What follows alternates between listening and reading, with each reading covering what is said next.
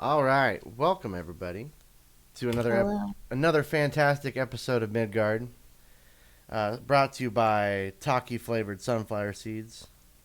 I'm kidding, it's not. We're no longer we don't have a sponsor. They stopped wanting to sponsor us after what we did. Yeah, we'll never go back and do Listen, that some again. people commit sins. Some people get, you know, leaders of towns kidnapped, but everyone makes mistakes. Yeah. We grow from it. We learn. So we start tonight's adventure during the early day, the fifth, I believe, of the current month, which, according to the calendar, is high summer, and it is no, it's Vol's Day the third. Only 2 days after Zobek's Midsummer Fair. In such a short amount of time, you guys have came together in the clink for being too drunk. You had solved a a matter of a missing book. You have inadvertently, and for those who don't know, it's not your fault, but inadvertently happened to get a certain noble of Zobek captured for the time being, supposedly, uh, by Radu Underhill. And more importantly, you had recruited some people to work for the guild that you all have applied for. One of the sergeants, Sergeant Hendrick, which little interesting tidbit. His first name is Sergeant. Just want to get that out of the way. And Ilyana, as two people who are able to stop what their main lives are doing in hopes of being more, I don't know, fruitful, running parts of the guild for everybody. Ilyana has taken the role of guild quartermaster, so she will be the person who you can sell items to and buy items from. This includes if there are trips that you make that don't have a system set up like the one at Castle Remmauer, where if you need items, you can requisition them and they will come out of your next pay cut. If you are frivolous with your gold, which you should be, you should be able to buy things and that would better yourself and better the adventuring experience altogether.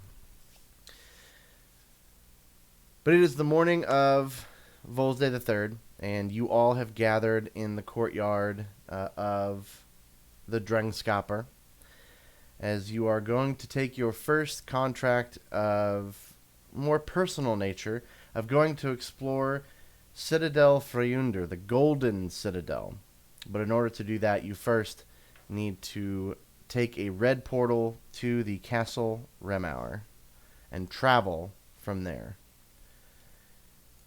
If you guys know, we do have a map of Zobek that you can pull up. It's under Tools and Information and Midgard, and it'll take you to the map. If you don't wish to look at it, that is also fine. But we'll open it up there.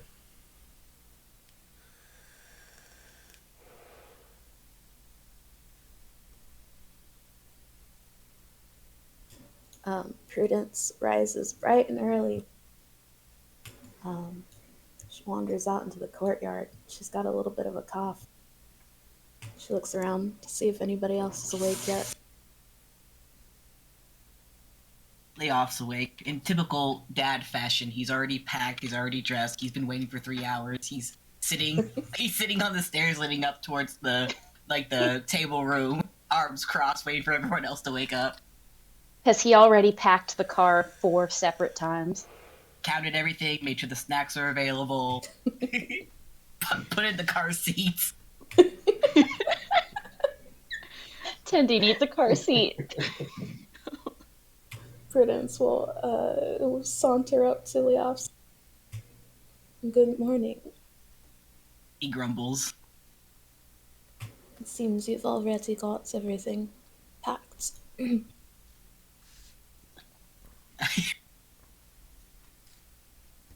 He nods, sorry. sorry. Had a rough night. Didn't really sleep much. I also had a bit of a rough night. Is your room drafty? Hmm. I cannot tell. He kind of just gestures to himself. Big muscle, too hot. She covers her mouth and lets out a tiny little cough. I'm sure it's nothing. She leans against the cart. Are you well? I'll be fine.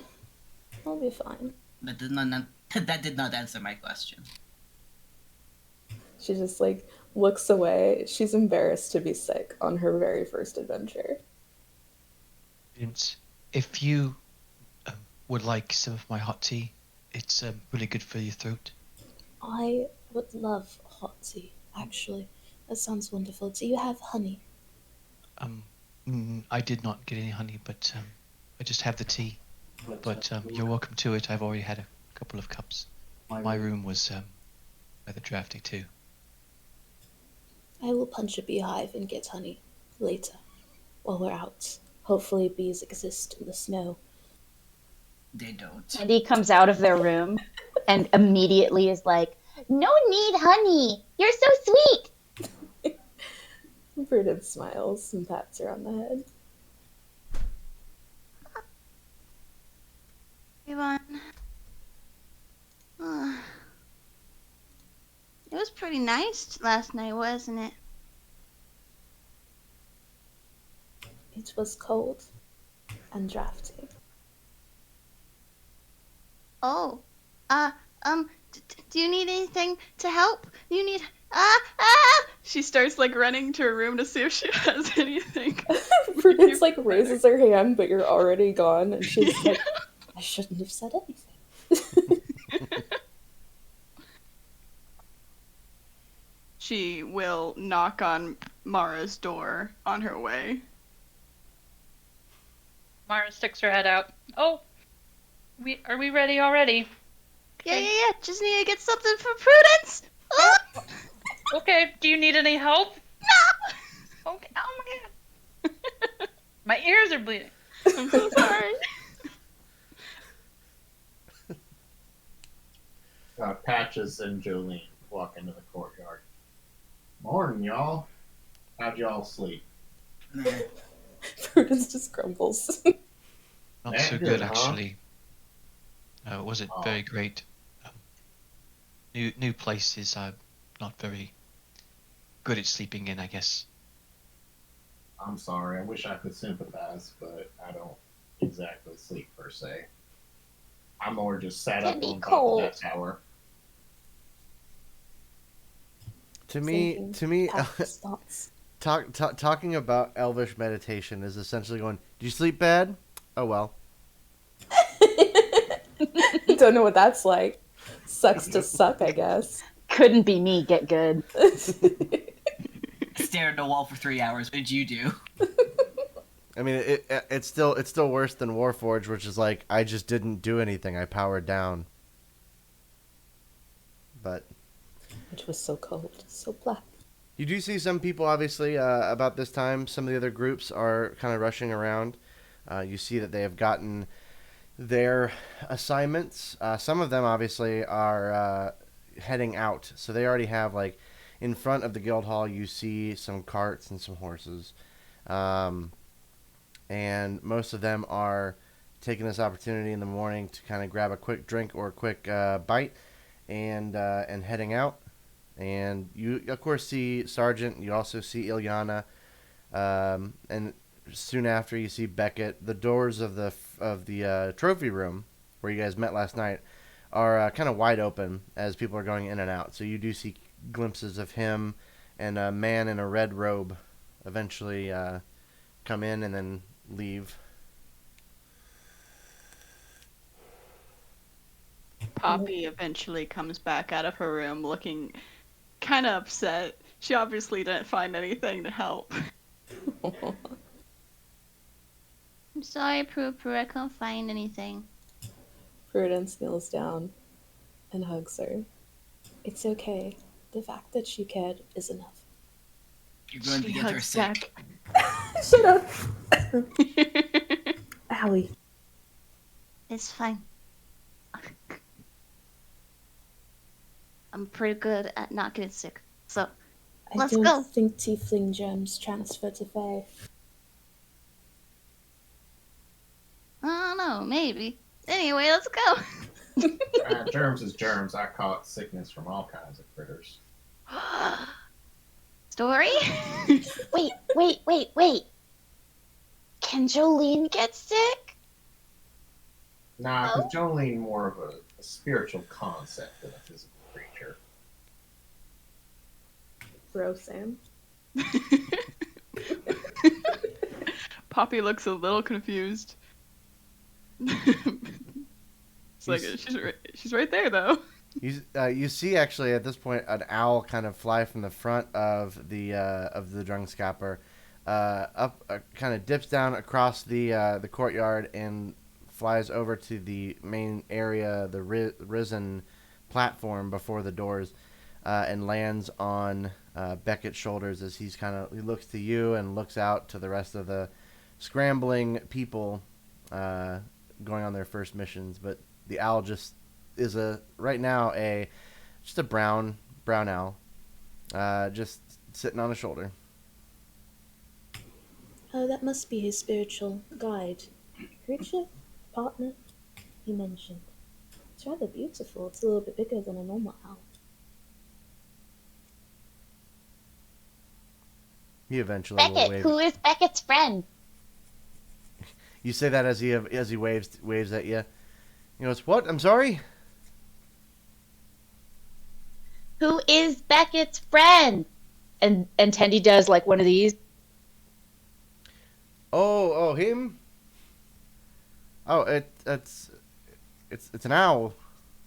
It's my familiar. Familiar, that was the word. You all ready for your first big day? Yeah. Lawson grumbles. Prudence is nursing a tea. Well, Pretty excited, actually. I'm curious what we're going to find. Well, probably. I mean, the worst case scenario, it would be nothing. But I'm assuming that it's probably not going to be the case. I'm sure you'll find something. The key thing is you have to imagine if people have gone in there before, and they've looked through, you might need to go a bit further, and there might be parts that might not actually have been explored yet. The dwarves they make their minds pretty deep. Should we go straight for the things that haven't been explored? I mean, probably the best use of your time. I don't know how long you're planning on staying out there. There really isn't a time limit on this one. Okay. But is there a map of this place that has been made before? Of the area around Remmauer? The inside. The inside. I'm afraid there probably is. Not something that gets shared quite easily. If you happen to map, I'm sure if you map it out though, I'm certain that somebody will be able to pay a good penny for it. Prudence nods. That was my thinking.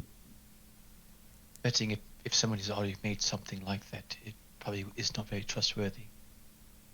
Well, not only that, but if it's sort of a mining operation, they don't want that information to get out so freely. You might find it inside, though.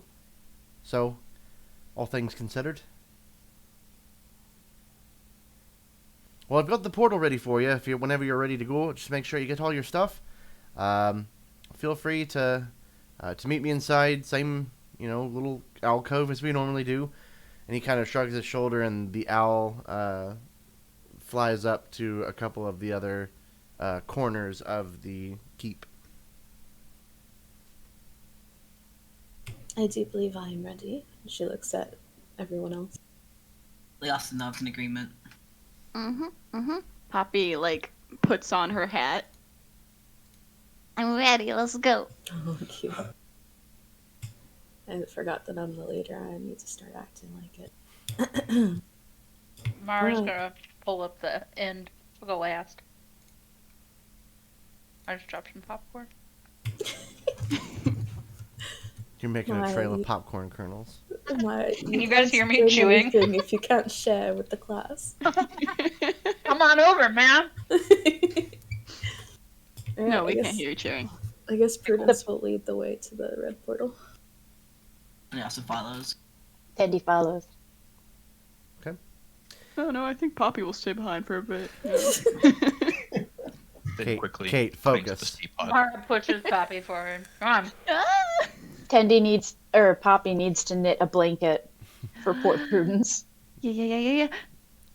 As you guys approach and kind of follow after Beckett, and you meet there, you see the familiar glow of a red portal. Although the air that kind of comes through here, what does is a little chilly. You can already feel the chill kind of bring down the overall temperature in the throne room or the trophy room. And he goes, "All right. Remember, Volanda's the person you want to talk to. She runs the castle. If there's anything you need from her and her men, you can be able to requisition it from there. Let's see, what else is there. If you manage to bring anything back, you'll need to send a bird. They've got, crows, owls, ravens, whatever. Be able to send word to here. It's about, most of the times it's about anywhere between 12 to 18 hours of a flight. Oh, no, probably less than that. But I would say probably about 12 to 18 hours total to get a red mage here to be able to open up another portal for you to be able to come back through. So, once you get back to the castle, with whatever you happen to find, let them know. They'll send a bird, and then we'll get a portal open for you, and it'll be right back here in Drungskapper." That sounds perfect. Thank you. Do we stay in the castle until we get the portal?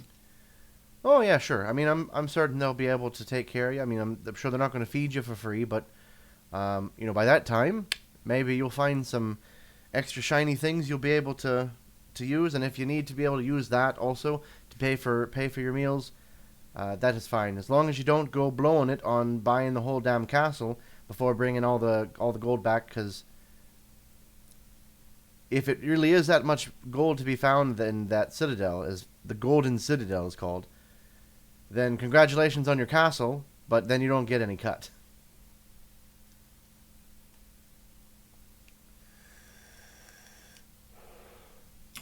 Prudence is going to take up against the red portal and make sure that everybody gets through before she does. I have a quick question. Did we ask what they mined in the mine? Yeah, I mentioned like gold, silver, all sorts of metals and gems. Okay. I also have an out of character question. Yes.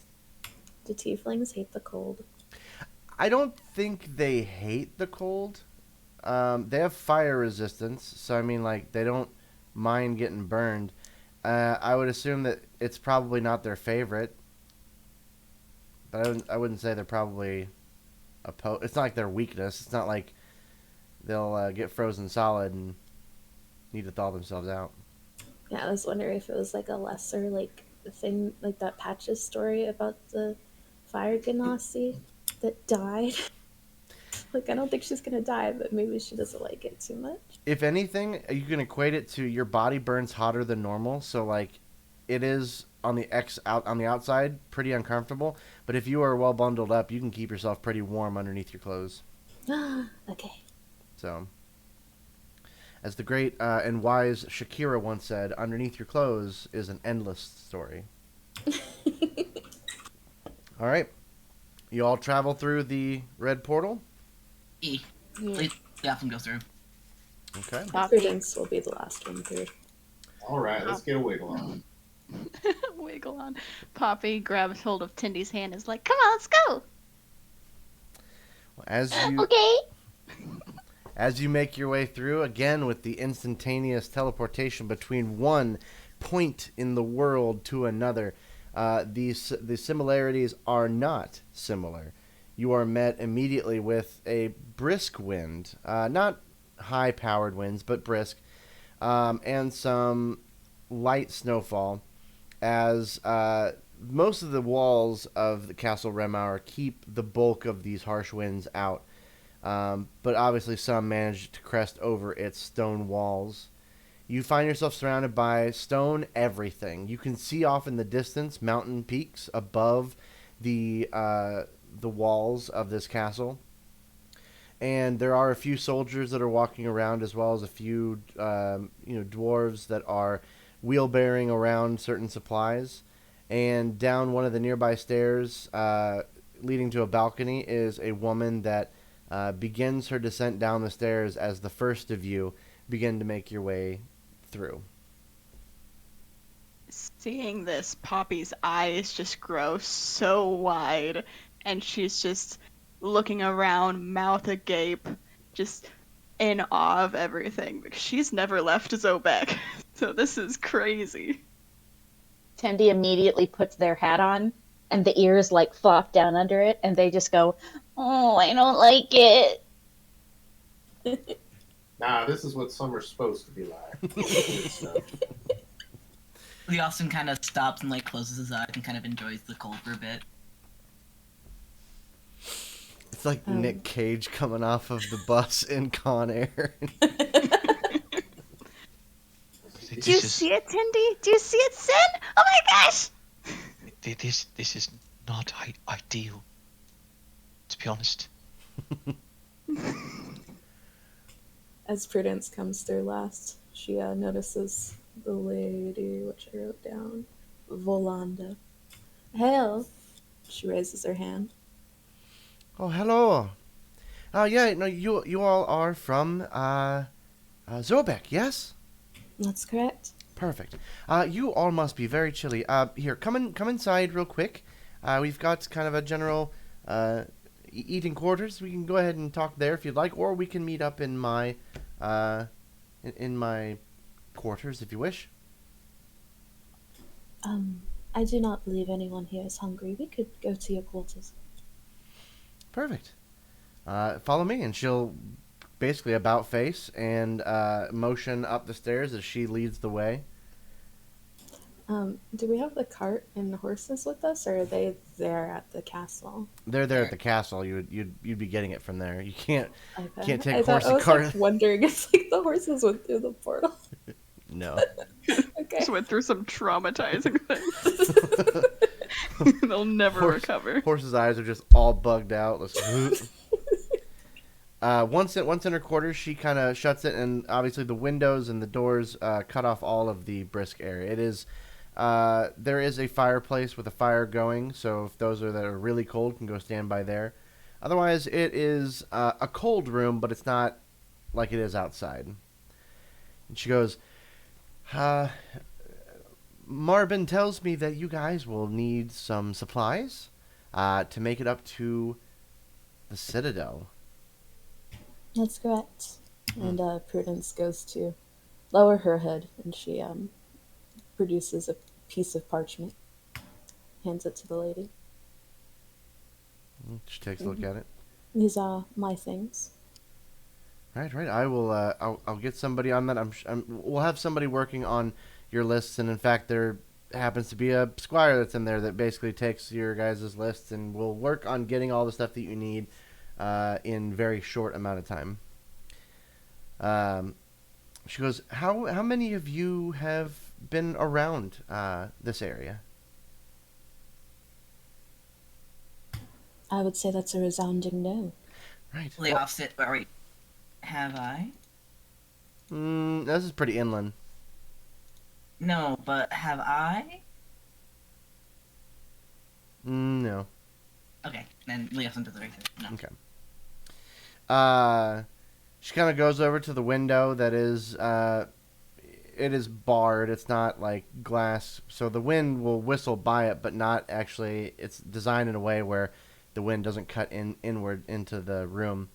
But you can see that there is that this castle is on a sort of a spire. There is many green roofs and red flags that are seen from above the castle walls, and limestone cliffs will basically cascade up to where this castle sits on, and there's a long stone bridge that leads over to the east. For those who are map inclined, that would be probably the way that if you went on foot, you would enter through that solitary way of getting over to the other side of these mountains without impaling yourself on many of the crags in the valley below. Far easier than rock climbing. She goes, behind us, we have a path that does lead up to the Citadel. We've only had one person or one group come by. Actually, they say that they left last night. I advised that going out in the cold is bad enough, but going out in the night and cold was ill-advised. But they said they wanted to get a jump, and we really can't force them to stay. So you might bump into some group. They said that they were heading up there, but I don't know anything beyond that. I see. Is it often that people come around here to delve? Well, we were particularly rather busy when there was the first, after the Citadel had claimed, after there were claims that there was no more gold, no more mining to be had, then it dried up pretty quickly, and we had to basically rely on ourselves being a shelter for those who are traveling through the Iron Crags, to go down to places like Zobek and further south.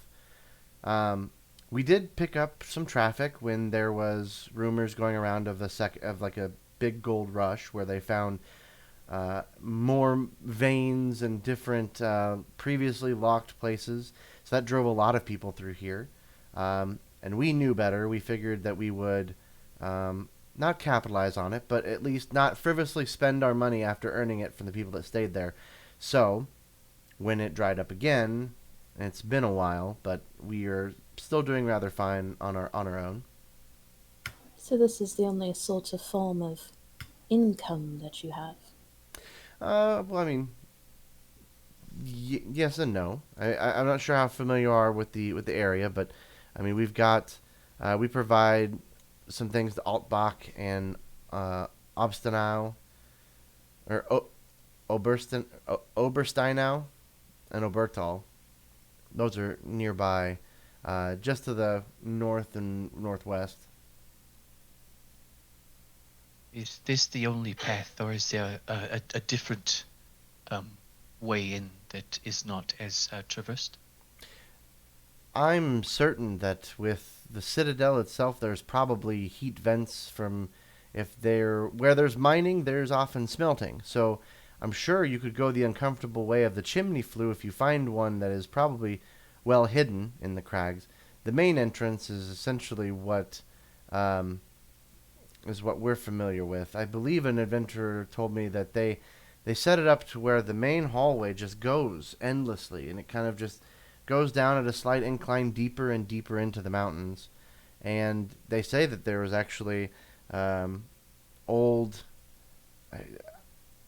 it's like a cart, but it's on not a rope and pulley system, but on some sort of mechanized track that manages to be able to take, back then, be able to take cartloads of coal, iron, and all of that up and down to the entrance. And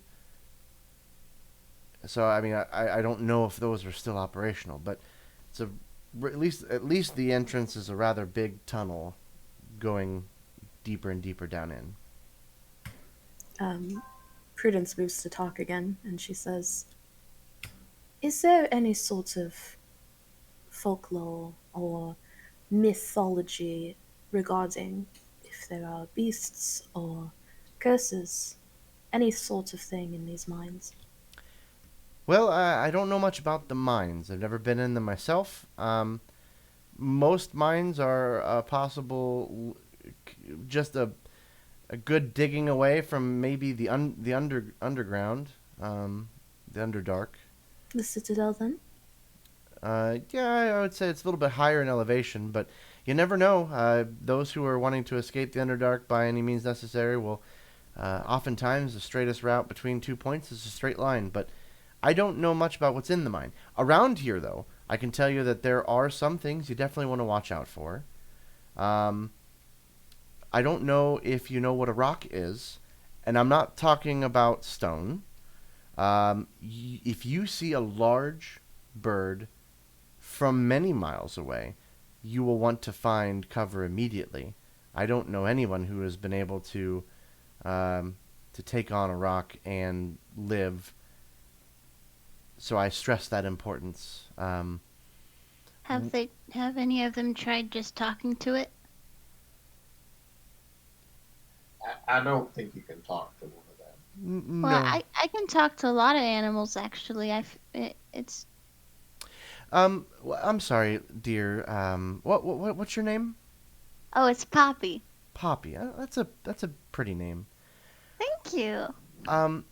Rocks are birds that have a wingspan that is equivalent to the width of this entire castle. That's a lot bigger than my wingspan. Yeah. So it is much larger and would consider you food before a conversation option. It's a little mean, but okay. Is that a fully grown rock? Is that width? That would be our guess. We have obviously not. We've been lucky enough to avoid it up close. The closest it got, we managed to not persuade it, but fire at it enough times for it to realize that we are not something to at least try to go up against. Oh, so it's one singular bird. That we've seen, yes. It's got like a couple of feathers missing from its right wing. We call it Scar. But yes, that is why we have our covers for our wagons are a kind of a darker gray. So that way you can blend in a little bit easier with the mountain itself if you happen to be going up the passing or down the passing and come across it. Yeah, usually an environment like that can only support one alpha predator. You ain't gonna find more than one rock in a location unless you're really lucky.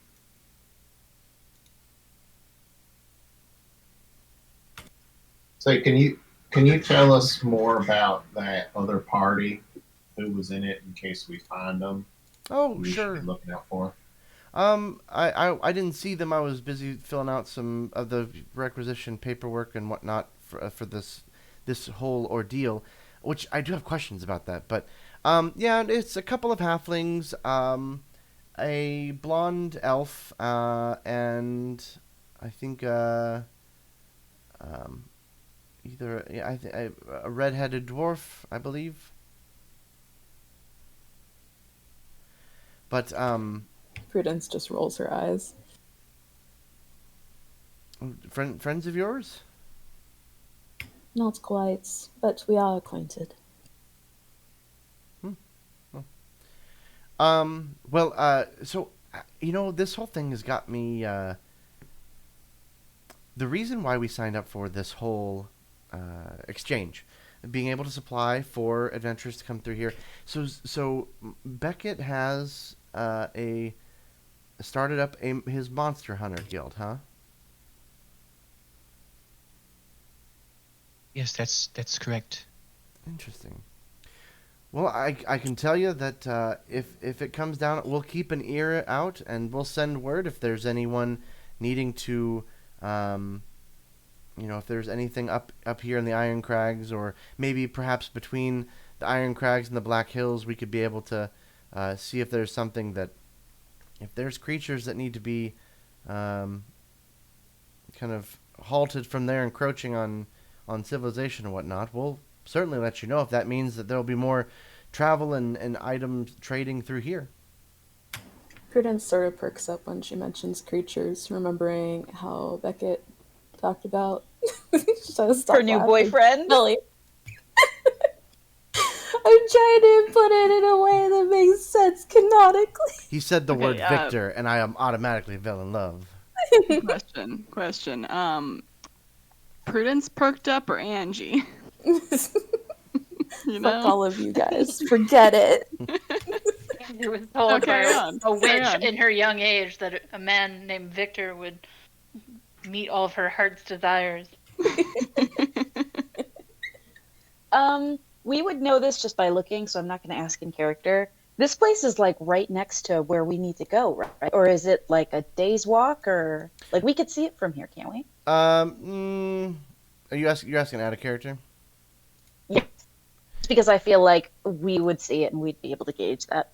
Yeah, no, I mean, as far as you would know that it is by the map that you have of at least the over surrounding area, it is 61 miles between here and the Citadel. So, just some quick maths.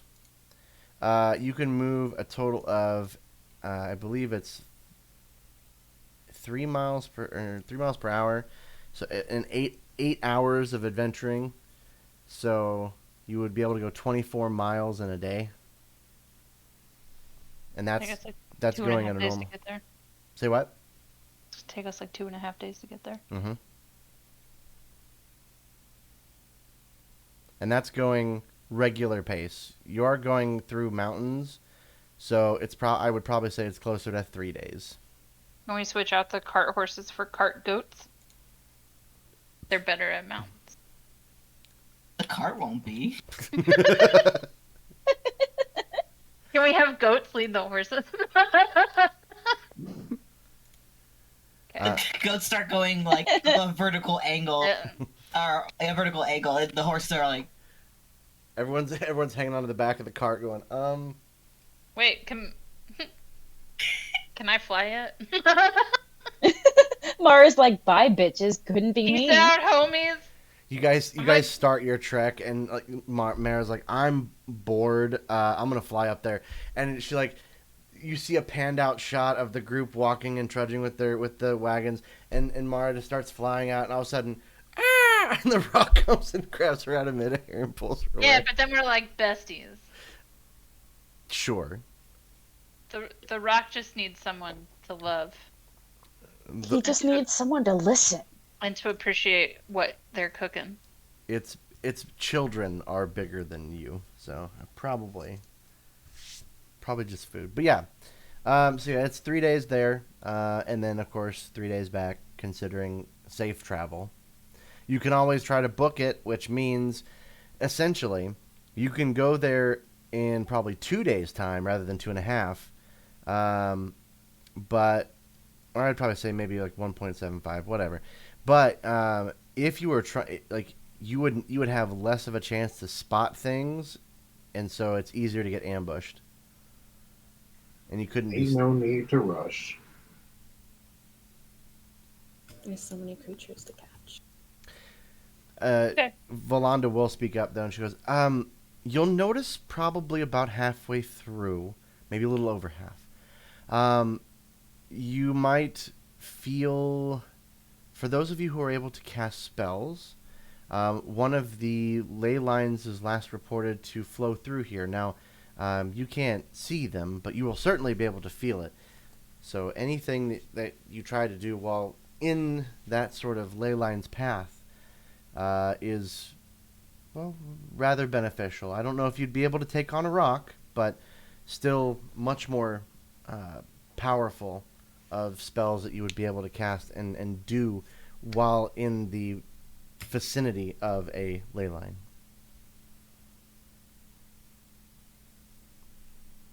And she said that was about halfway out. Yeah, a little over half.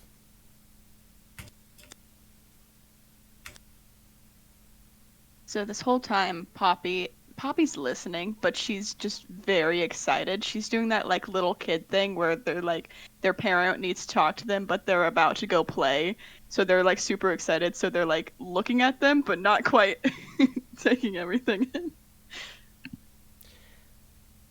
Yeah, Valanda will say you'll go over the peak of this ridge, following the path, and then you'll be going back down, and you'll see. If you see two lakes essentially side by side in the valley, then you know you're on the right path. But I can assure you there really is only one path there. The other paths to Hammerfell and Saint Michel further north. Those are past the actual citadel. So many people will go past, but you will be able to see it and take that appropriate off road when you do get there. You can't miss it.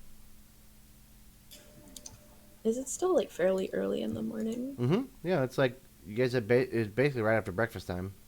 Cool. Prudence is going to turn to the rest of her party. I am a bit antsy to get going before noon.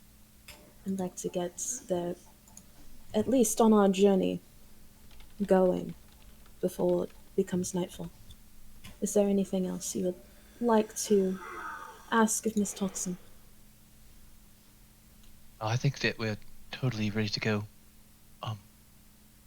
And unless anybody has anything else, but I'm eager myself.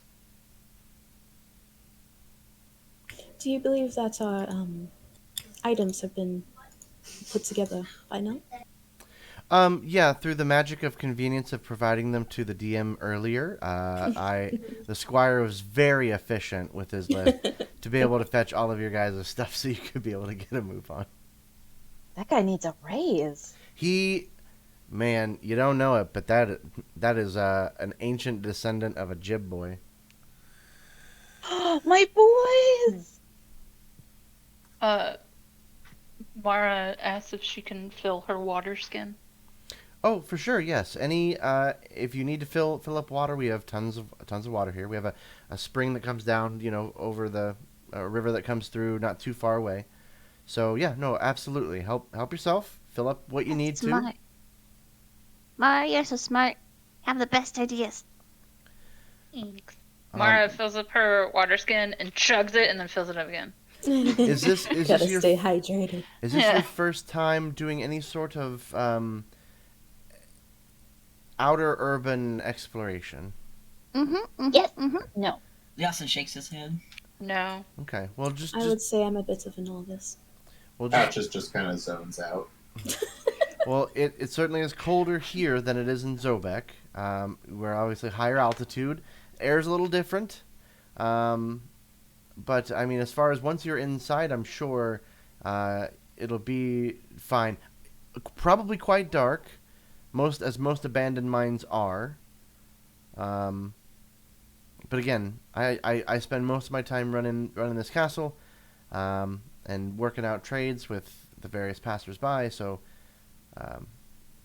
if you happen to find anything good up there, great. We'll make sure you can get it transported there safe, and we'll set you up if you need to stay here for a night or two, until they get that red portal magic back open. Your hospitality is noted, and I appreciate your generosity. No, as long as you don't get super drunk and start any fights with any of the guards or the whatnot, we're good. Bobby looks over at Leofston. He looks like he's thinking about it. Prudence just like, she doesn't show it outwardly, but her tail does twitch a little bit. In surprise. No, we would never, right? Friends? We are upstanding Never. citizens. Wait, We would anyway, never. I'm gonna go grab his stuff. Yeah, I'll need to know either each of your individual names, or if you have a group name, so we could be able to communicate that with Beckett, and for the purposes of getting reimbursed. The Convicts. Like Is her eye raises. She goes, It's our group name. It's the Convicts. her eyebrow We're raises. God damn upstanding, it! we're upstanding citizens. Shut up. All Get right. off You know her what? head. This has been a great game. You all have a wonderful night. The Convicts. Mm-hmm. All right. I'm not going to judge. Bit of an inside joke. Oh, okay. Good. I was a paladin in my younger years, so We are very funny. Nope. well, as long as you're funny and obey the laws, then that's all. Also, we commit crimes. That's a joke. His a joke. Wow, you're It's gonna have crabs to. and a You're gonna have to joke. at least start telling those after I'm two meads in at least. I'll start to take them less seriously. The convicts. Okay, and she starts to jot it down in her book. She closes it and she goes, "Go ahead and grab what you need, and hopefully, like I said, you have a safe ride. If anything gets absolutely dire, you always can come back. We have a cleric and first aid options, for healing and whatnot. We do have to charge for those, of course, but Of course. you have a place you could stay if, for example, the mines are too treacherous." Prudence bows at her waist. She kind of like makes a fist and puts it in her other palm. Thank you, Miss Dolkson. We will be on our way. All right. Wonderful. Well, it's nice to meet you all. To meet you too. Yes. All right. Well, you were able to. Yes, the cleric is in network. So luckily for you, it still costs money, but Goodness. I haven't hit my premium yet for this year, so we'll see how that goes. yeah. I mean, you guys just started employment. It's your deductible is. Do we even have health insurance yet? No. Gotta wait like 30 days. Health insurance is essentially like clerics are all like Aetna, where they're like, you willingly went into a giant snake pit and got poisoned? Yeah, we're not covering that. It's okay. Health insurance in D&D is basically you have a good night's sleep and everything's okay. Well, if only that was real life. Anyways. Yep. But yes, as you guys get out there, you have a choice. I'm gonna give you this choice now. You can have a cart or you can have a wagon. The difference is a cart is 15 gold and is not covered like a wagon cover. Wagons are covered, like with a roof. And you can have 1 or 2 draft horses. Draft horses are 50 gold each, but they can carry up to 2,700 pounds dragging a cart behind them if there's for just one. So a wagon's 400 pounds, cart's 200 pounds. So Are these the prices to rent or own? these would be the prices to own. Okay. Are there prices for What's renting? the renting? Are we Don't gonna have think What's to about that go- that? looking like? Is there like a don't- lease situation we can look into? We're I gonna don't know. need like a cart and horses on every trip we go on. I don't know if Prudence is 21, so I don't know if she can rent a car yet. You have to be 25 to rent a car. Oh my And god. you can't rent a cart. Oh no, Poppy can't either. Poppy can drive though. Do we Everybody looks toward Leofston. Dad! Hey, I'm not He gonna has to let me borrow repack you. the cart. Patches is 140. You can rent the car. So Get a basically, senior discount. we'll divide. ARP. We'll divide the price by 5, so it'd be 3 gold for the cart, or 9 gold for the wagon, and a draft horse rented is 10. But if any of these get destroyed and or killed, you are responsible for the full rest of the amount. So I think we should buy them. We're gonna need them on the next one. I They think can't I go do through too. the red portal. Oh wait, no, we're walking back, right? I They wish. can go through the red portal. They cannot. We have. No. No? We can only take what's on us, so like we would have to bring the cart to the. I can tower. pick up a horse. I would say it's a good idea, and if all else fails, like some We people could can just- travel. We could If we- just hitch Mara to it. Shut the fuck up. We could. I mean, if we end up, we could buy the horse now, and if we decide it's a bad idea, we can sell it later. And We need 2 of them. And we can mark up the price. yeah, we can mark Higher. up the price. We can make some money. I say let's go for Somebody- the cart and horses. Yeah. Do we want a covered wagon? Yes. Do we? Yeah. Yes. I am Because very scared that we're not going to make enough money to cover this stuff. I was thinking, that's a lot of money. Sell my body. Oh, we want the covered wagon because, like she said, they have specific covers that blend them into the environment, and it'd be a great way to avoid the rock. Plus, what if it rains? True. Or people could sleep in it while people drive. It could be a shelter too. Yep. Like the And Beverly Hills hillbilly. and the cost of the cart or the wagon and the horses will come with a certain amount of feed. So like it's assuming like a week's worth. So 3 days up, a day there, and 3 days back. But you can also probably find other things. Oh, they'll give you 10 days worth.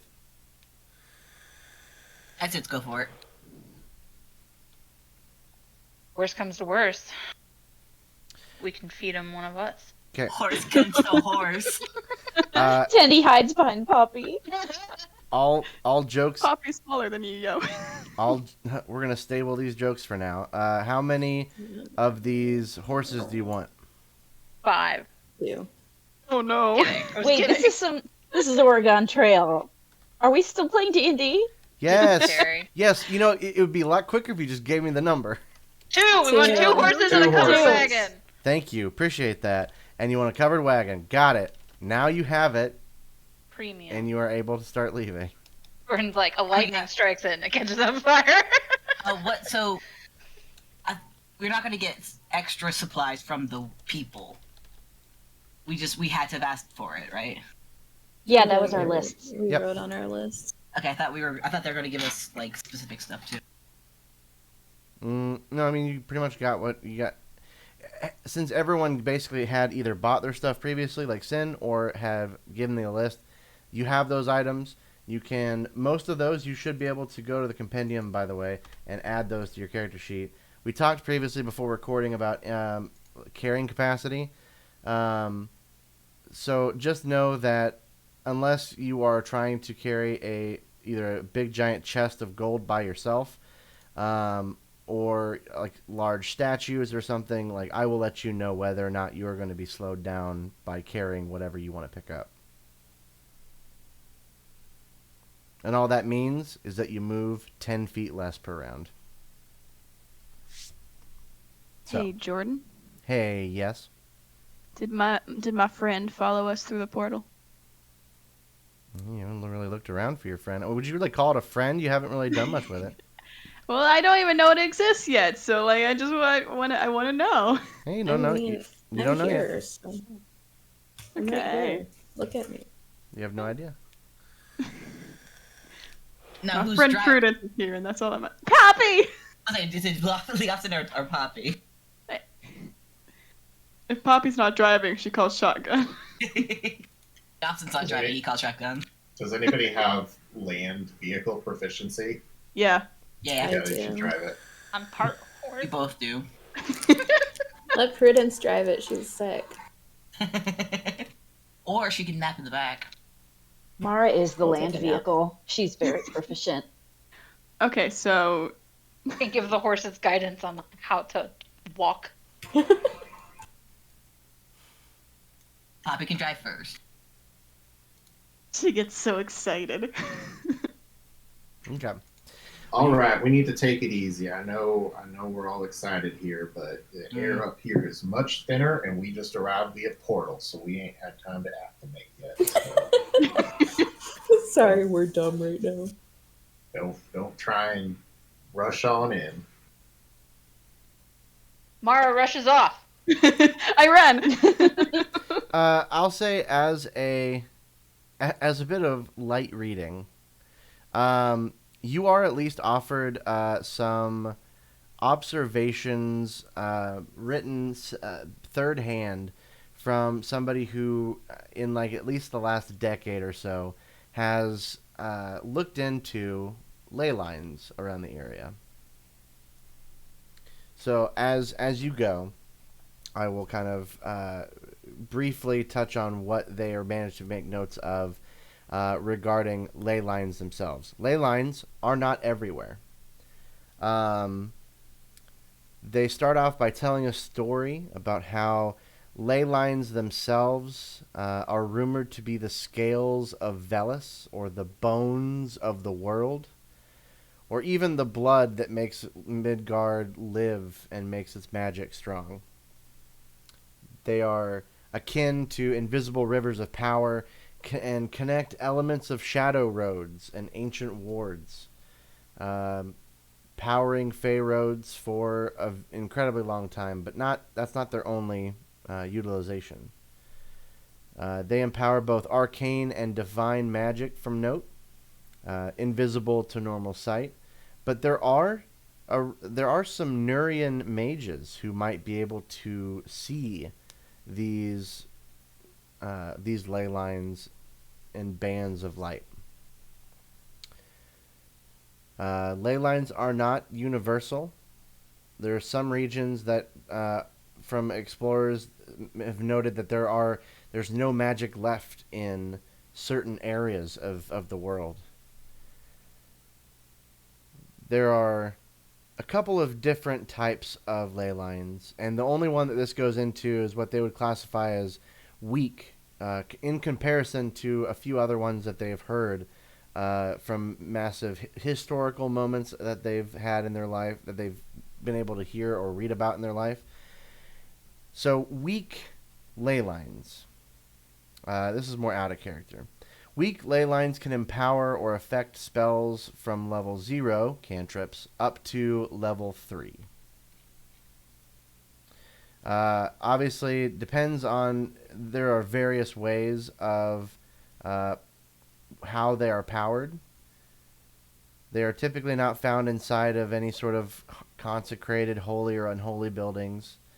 But as far as if there is ever a time where you are within a certain vicinity of a ley line, and you were to use spells, they just mention them being more powerful. What that means, they don't really have an example, except for Fairy Fire, where Fairy Fire's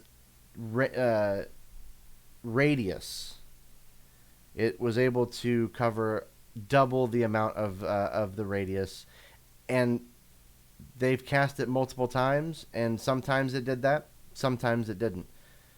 So I will let you know if you are within a ley line and casting magic, just so you know. Cool? Cool. They are very rare. They're literally just like the width of maybe a mile or two. So, but they span all over the world. Anywho. So cool. Yeah. Your trek up there is long and cold. You are able to find relatively either carvings into the mountain face that provide at least cover from downward coming elements like rain or snow, or some shallow caves that from the path that you're on you can see are empty and provide at least a relatively good place to shield yourself away from the storm. Whether you so it takes you, going normal pace, 3 days to get there. Now, granted, you can text RP anything during those 3 days. You luckily do not have any sort of encounters with anything most of these days. But for the purposes of keeping track of, at least just knock 3 off of your rations and call it good. During the travel, Poppy's going to be like talking to the horses and stuff, and like trying to form a good partnership. I was about to say Patches was too. Yeah, we're both talking at the We're same just chatting with the horses. All right. Give me a name that starts with L and K. Larry and Kenny. Lucian and Kate. No. Angie, no. Just like normal plain old names? I mean, I'm just saying, I heard Larry and someone first. Kenny. What was wrong with my suggestion? It wasn't. Kenny. It wasn't first. Sorry. And it was also my fault that I said L and K. I should have knew better. Okay, so Lawrence and Kenneth are the two horses' names. Is it LAW or LAU? However you want. Is it Laurent? Laurent. Laurent or Lawrence? However you want. And he's a French horse. There you go, the French horse. Oh, Lawrence. We got one French Nay. horse and one redneck horse. Laurence and Kenneth. Kenneth.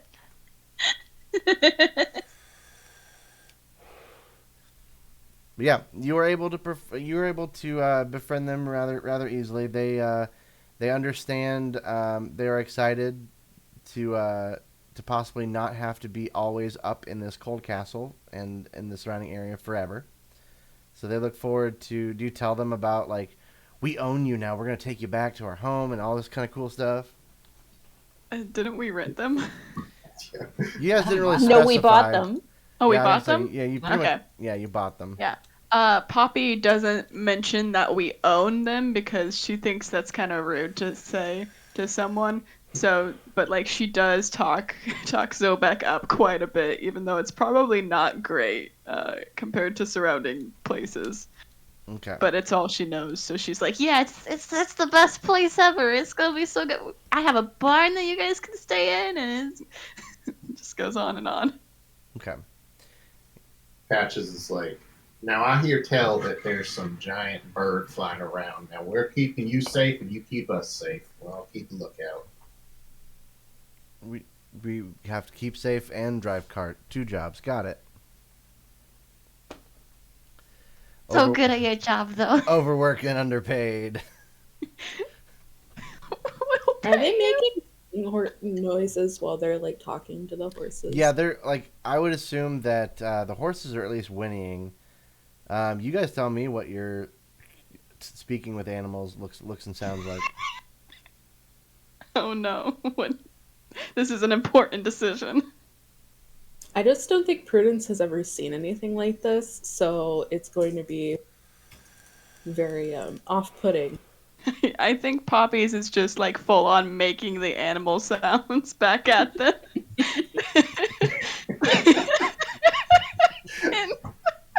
It's like if a human tried to speak Wookiee. Like when a cat meows at you, so you meow back, but they're like actually communicating. It's like when Ellen DeGeneres speaks whale in Finding Nemo. when I mean, yeah, you speak to them in their language. I don't speak to you and you speak to them in horse. You're like neigh and meh. Yep. The whole time, Lee Austin's just staring at Poppy like she's fucking insane. Why to is him she too. driving? Is she drunk? Oh no. That's when he talks to animals. Prudence turns to Lee Austin and says, "Do you think it's the air up here?" Kind of slowly nods and reaches for the reins. It's not that weird. Half the party is talking to the horses. Also, guys are the- technically, you guys have seen Poppy talk to birds before. You guys are the weird ones. Yeah, but Prudence just thought that was like a cute little thing, not like a... That was just a little tweet. This is like full on neighs. At least we didn't get donkeys, am I right? Like, we also thought it was like you got like an idea of what the animals said. Like, you kind of just got each other. I didn't understand it was like a full fucking conversation with everything, like translations and conjugations. Am I correct in assuming that, like, when dogs bark and whine at Leofston, he speaks to them like they're people? Yeah. Like, is he the kind of person that goes, "Stop that, I just fed you. We don't have to have this argument right now." We just went hunting. Tendi is in the back reading a book. Yeah, you're reading about the ley lines and the Nurian mages that are able to see some ley lines. Yeah, and my new creation very, book. Very still. So on your 3rd day, very early in the morning, I would say right as you guys are packing everything up and getting into the cart or the wagon and heading down now that you've gone over the peak, you see a wagon and a horse. Actually, you see just a horse with a rider on top of it, or basically 2 riders on the same horse that are slowly making their way towards you. I neigh at their horse. And well met. Prudence sits up from the back of the cart. Leos puts his hand on the sword. One of them, the person that is driving the horse, essentially in the front, kind of gives a look to see you in the distance, and then kind of a wave. And the person behind them doesn't seem to move very much, and it almost looked like they had just a giant cloth sack over the back of the rider. But then you notice that there's like an arm that's kind of clutched around the waist of the driver. The driver itself is from the distance a light-haired male. And do we pass? Mara runs up ahead of the group to meet these strangers. Okay. The blonde male man. The blonde male elf. Wow. Kind of slows down the horse and goes, "Hey, does anyone have extra blankets or anything?" We have some supplies. Is there something? Did something happen? Are you okay? Yes. One of our members caught in a bit of frostbite, and we're taking him back to Castle Remmauer. I believe I know we've got another couple of days ahead since we're heading out early, and we're trying to get back there before the end of that. Hopefully we'll be able to make it before the next nightfall, but I'm a bit skeptical. Is Prudence still behind? Is it just Mara up front? Or are we all together now? I think Mara said she ran out front. Assumed we're all together, but if we're not, then I take back my reactions. Yeah, I heard Mara ran out front, so. Okay. Yeah. I'll wait for her to come back then. Yeah. So Mara's I guess I have to role play this. Yeah, we have some extra supplies. Are you injured? Are you hurt? Or are you just preparing for the cold on the way back? No, I'm fine. This one I don't know. They roll around a lot in their sleep, and managed to roll out of their bedroll and caught frostbite. We've got them in their bedroll and wrapped by a couple of blankets. But if anything, I just need to pass by so I could be able to try to get this horse back to Remmauer so he could be able to be treated a little bit easier. Would it be a social faux pas for me to offer to heal them? It would not be a social faux pas. You would know that just healing isn't going to fix like frostbite. It'll seal up wounds and like cuts and all sorts of internal pains. But like as far as frostbite, the way to fix that is just being warm. Oh, okay. So yeah, come with me. We can go up to the rest of my group, and we have some supplies that we can give you. Oh, thank you. And without much, Mara leads them up or walks back up to the group. Yep. Leosin still has his hand on the sword, watching the driver. Well, the elf and his passenger don't leave the back of the horse as they come up and go, "Oh, hello, all of you. Your kind centaur friend." Wait. Hang on. I can do some like rolling and shit, right? Can I do what do you want to do? Is that it? Perception? Insight? Which one is it? Well, what are you wanting to do? I want to figure out, like, is this dude on the up and up? Okay. And you waited until they got back to the group. Shut up! I forgot we were playing D&D. You're good. Yeah. So when it comes rolling things just out of the blue wouldn't. But if you're like, I don't think he's we're quite still walking being up truthful. the hill. Yeah. No, you're fine. But I'm saying like instead of going like, don't I roll something? You just go. I want to find out if he's telling the truth or is he being honest or something like that. Then reactionary. I would let you know if there is even a roll needed. Sometimes there's not even a roll necessary because if the difficulty class, like the number you need to meet is so low, you might get it. There's no reason to roll. In this case, no, you could be able to tell from the from seeing at least the cold, bittered hand of the halfling, you would guess, that is around the waist of the elf, and the elf's kind of worried demeanor, he's being honest. Okay. I didn't know if they were gonna like throw the cloak off the back one and like, I don't know, take all of her Guns. shit. Guns a-blazing! Yeah. Okay, cool. Yeah, so we keep walking. I was gonna ask the horse. But then I didn't. They give me food. They're good. But yeah, no, you guys make it back to the group, and the elf hails everybody and gives a wave. What's the problem, Mara? This guy's friend here has some frostbite and is going back to the, I can't pronounce it, place. Is it Remmauer? Remmauer. Remmauer. And they were wondering if they could have some like blankets to keep warm on the trip.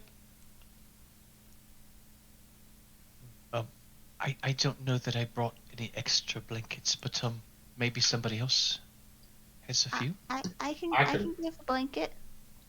I can spare Yeah, one. I can spare my blanket. Prudence sits up. Now, I know that we want to be charitable. As your leader, I'm going to have to insist that you make sure that you take care of yourselves before others. I Well, don't sleep, so I don't need a blanket. I just brought it in case somebody else needed it. So it is extra? It's extra. Alright. I bought cold weather clothes.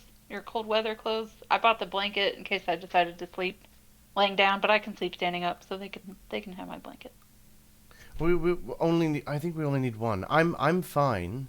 It's just I think we want to be able to get from here to Remmauer as fast as possible, and so we're going to be pushing the horse quite a bit, and so the extra blanket will either help keep the horse, pretty well warm while running, or at least my friend who, every little bit helps until we can get him sheltered. Is you coming from the Citadel? Yeah, some of our parties just kind of they said that they were going to give us a certain amount of time to get to Remmauer and back, if possible, before they went in. Are you also going to the Citadel? Yeah. Oh well, perhaps we can return your blankets if we happen to pass across again. If not, we can leave them with the castle if you wish to have them back. It ain't no mine. You can keep it. Now, do you know how to go about treating frostbite? Because if you do it wrong, you could do more harm than good. I'm not a healer. I'm certain they probably have somebody there that's more capable, though. All right. Until you get there, you just want to keep it warm, but don't warm it up too much because you don't want to burn it. And then try and drink hot liquids if you can. Well, I do have produce flame. I can be able to warm up something to drink if necessary. Fantastic. Have we given them the blanket? Patches is getting it out to hand. Tendy casts prestidigitation on the blanket and warms it up. It's like a heated blanket. Okay. You're able to give it to them, and they thank you greatly. They say that if they cross paths with you again, and they can be able to get their halfling friend back to better health, then maybe they will try to pay back the favor. Do you have any advice for the mines? We haven't even gone in yet. We left. Gunder thought it would be good. Our dwarven friend thought it would be good to go overnight during the coldest part of the day, and he doesn't tend to think of the smaller and more lithe of us. So it was fine for him, and fine for most of us. It's just that Pierre rolled out of his bedroll and got frostbite. So we haven't gone in yet. We were at we camped at the entrance though, or near the entrance. Oh, okay. Tendi points to the elf and goes, "Name, name." Oh, Meren.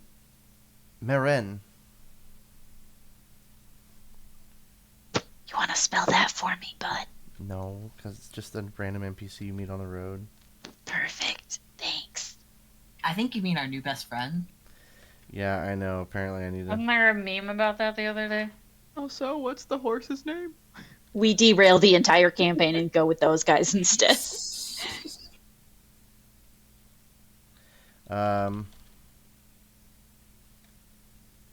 No, that's Rock falls, everybody dies. Except it's a bird rock. There we go.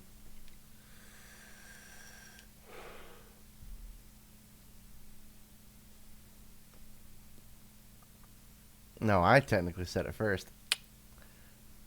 All right. Anyways, if there's not much else, then Marianne and the halfling who is named Pierre, you just said it. Yep, Pierre. And Gundar. Lawrence's ears perk up at another French name. Oui, oui. Jacques. Oh my god.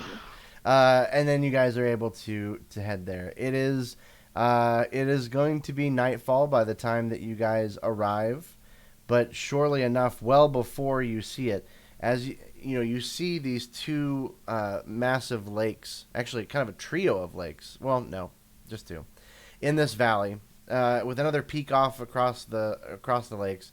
But you head downhill, and it's obviously a little bit nicer. It's less breezy, but and a little bit warmer, but there's not much difference.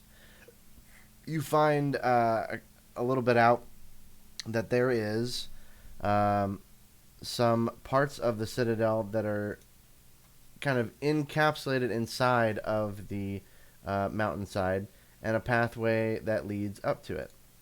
Let me go ahead and boop. I'll go ahead and get rid of Castle Remmauer on the map here.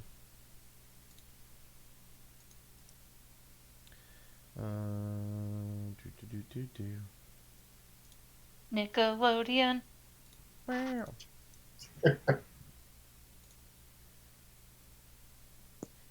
All right. But yeah, sure enough, you can certainly see a small trail of smoke coming from nearby, not directly in front of the citadel itself, and the steps leading up to it, but kind of off to the side. Wow. So cool, guys. It doesn't look very impressive from the outside. A few spires and some architectural design that most of you have not seen before. Leofston, you know this is clearly dwarven. Very much things you have seen. I would say Patches, you've probably have seen these in passing on the way down here. But otherwise, many dwarven mountain faces are kind of built to sort of blend in, and like only if you're really looking for it will you find it. And it's also sort of the case with this until you get close enough. It looks small, but the mountain that is behind it is rather large. We need to find somewhere to stable our horses before we head in. We might think about stabling them inside so that they're out of the elements. Agreed. Yeah. We laid the horses inside. Poppy has horses at home. I would probably know what condition is best for horses to sleep. And I want to set up an area that's nice for them. Okay. Well, so We have hay. before you hey. Hey! Before you reach the entrance, you do see the campfire and a couple of individuals sitting around it. Otherwise, the entrance to the Citadel is right in front of you, and it is sort of just, there's no real doors. It just seems like a very long hall going off into complete darkness from the outside. Oh, well then we stop at the campfire. Hail. Oh, hello. Prudence bows in greeting. You seem to be the adventurers who have lost half your party. Oh, you ran into Pierre and I can't remember the elf's name. Ned and Yeah, sure. Where did you meet them at? I was about to say Kate. Prudence just gestures upwards behind her. All right. Well, Are you the one that set your party to go off into the middle of the night? look, how am I supposed to know that this one or that? Not this one. They look alike, but no. How am I supposed to know that one was going to roll out of their bed and down a couple feet of snow and not make much of a sound? And then you did not follow to see if they would be all right. Oh, wait on one Thor minute here. Now, are you trying to scold me for decisions and I don't even know your fucking name? You don't know your party's name, so why should we tell you yours? You know? All right. Well, I appreciate how you come down from your fucking cloud city and you want to tell me how much better you are and whatnot. I've had years of adventure underneath my belt, so, fuck me, I guess. Well, in the little bit of time I've known you, like my wonderful friend here said, you have not bothered to learn your elf's name. And you said that your two halflings look the same. So you seem a bit, not good to me. If you wouldn't mind, we're going to pass. You're in our way. Oh no, we actually pulled off to the side in that particular case, so you can go ahead and take that stick and go ahead and go inside if you wish. We're not blocking the entrance. So it's him, and then what? There's a halfling with him, or is there more people? There's a halfling. Tendy waves to the halfling.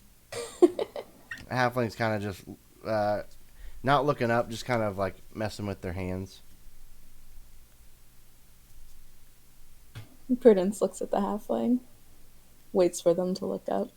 They don't look up. Dear, are you all right?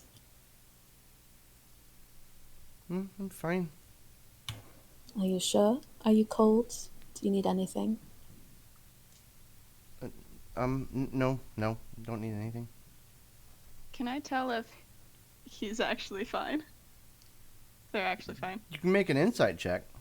Yeah. Come on, Poppy, you got this. 17. Not bad. You've been around halflings before. They're obviously a lot more boisterous in their, in not as harsh of climate. But you can get the sense that this, perhaps maybe there was, they were having a conversation beforehand. You did, in fact, hear laughter as you're approaching. But I believe that you could probably sense that this person does not like the social confrontation that is occurring right now. And is remaining as quiet and out of it as possible. I think we should go in. Prudence looks at Poppy. All right. Apologies, I suppose. And she leads the horse and cart inside. Okay. So, I can't actually see in here, but, I think it would be pretty awkward if we just stopped to light torches right now, since we said we were going in, so... Can you hold my hand? Mara will produce flame. So, for at least a good ways in, far enough in to kind of protect the horses from, the rock? the elements. This tunnel is very finely crafted. This is, let me see. It is as far as the width of it. It is about it's 25 feet wide, 25 feet tall, in a perfect square that seems to descend just ever so slightly at a decline down further and further into this mountain. The 5 feet on each side, there seems to be kind of a stone walkway, and the 3 squares on the inside, the 15 feet on the inside of it, is kind of a patterned different set of stone and also iron.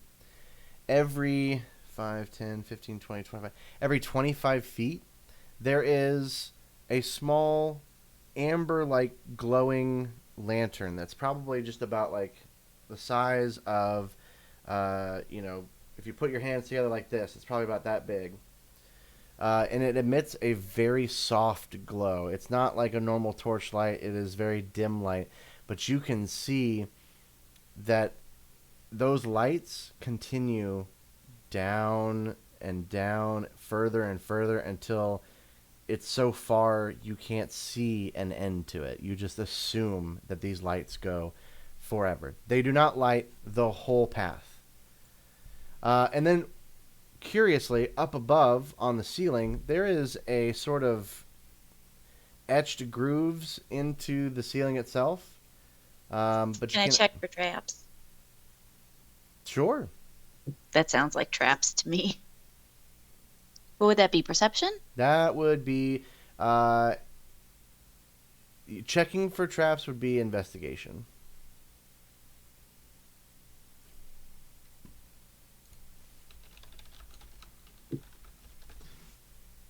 Tendy's too distracted. It seems fine. See any traps? Patches is going to turn to the group and say, "Now, it might be a good idea for me to go ahead and kind of sneak a bit and see if there's anything, scout ahead, and then I can double back in case I see something out of the ordinary. But I can see fine in darkness, so if you need me to, it might make more sense before we all go stumbling into some owl bear or something that's made its home here." We'll probably be fine for the first little bit. I don't think we should split up quite yet. All right. Whenever it makes sense, I can scout ahead. Yeah, because most of the beginning parts of the Citadel have already been cleared out. There probably isn't a lot of danger at the beginning. Do I see anything with my 21 perception? That is, I was going to say, to correct myself, since we're recording and, they don't get to read the chat. Checking for traps is a wisdom perception check. It is not a trap. It is very curious, and your best guess is you recall hearing from Valanda about this mysterious track system that they had. This and it being like very advanced for most, like you have not seen anything like this anywhere else or heard of it. But yeah, there's no traps.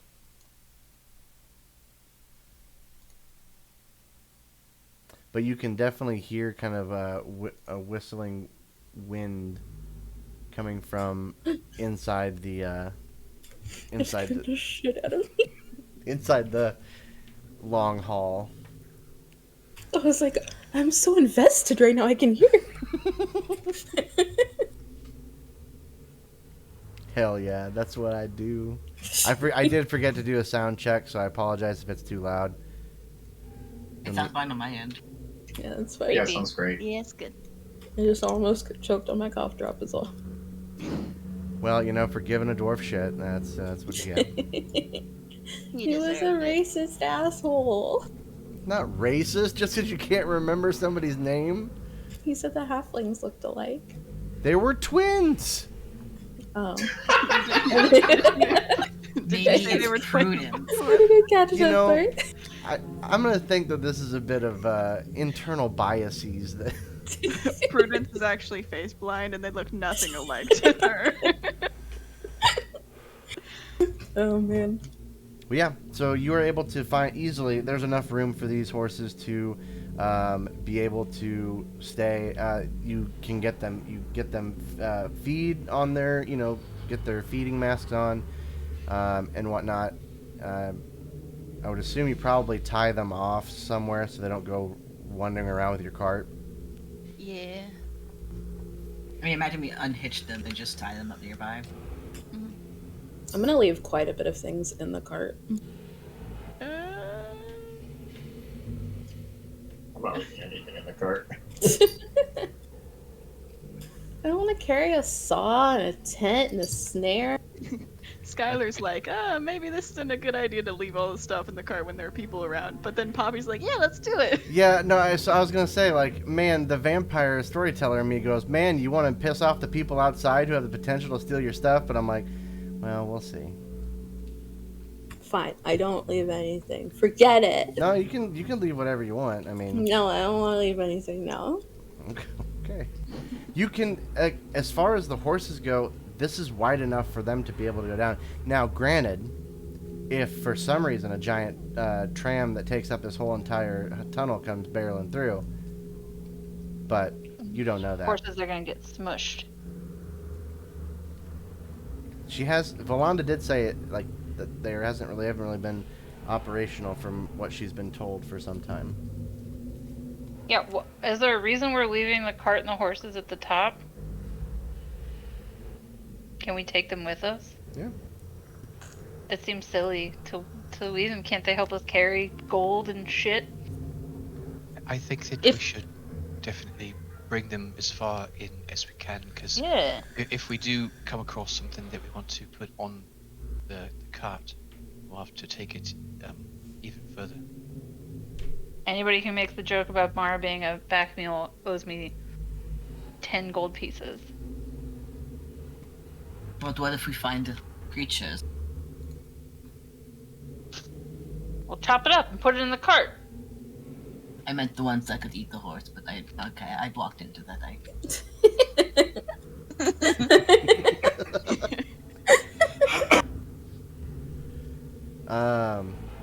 What if it's not flat? Don't leave me again. Sorry, my Discord just decided it was a great time to just stop. I mean, It was it. I want to take the course. It was great comedic timing, yeah.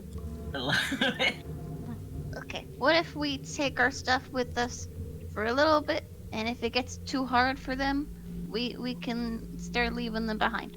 Sounds good. Yes. Yep. Let's do that. Yeah, let's go. Okay. You begin traveling down this 25-foot wide, 25-foot tall, perfectly square shaft that goes deeper and deeper into the mountain.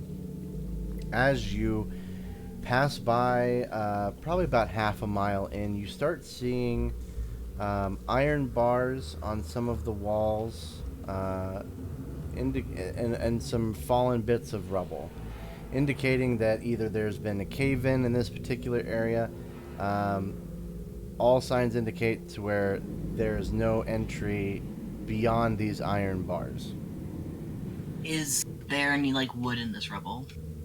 No. Most of it's all stone. Stone or iron. I need to know, since we haven't really established this, since you guys haven't really done much other than beat up a robot and fight some were rats and whatnot.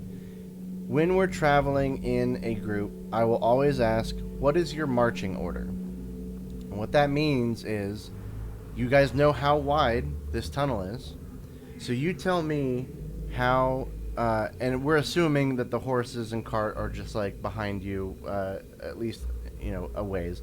But tell me in what order you guys are going. Who's in the front? Who's in the back? Is it a straight line? Is it 2x2, 3x3? You tell me. Tendy's gonna walk next to whoever is in the front, so that they can look for stuff, since they're the looker. Yeah, I mean, I think Patches is probably trying to be stealthy as a scout up front. I mean, he's got pretty darn good perception too. Leosin would try to be in between the scouts and the main group with his shield out, ready to be a blockade if somebody comes after them?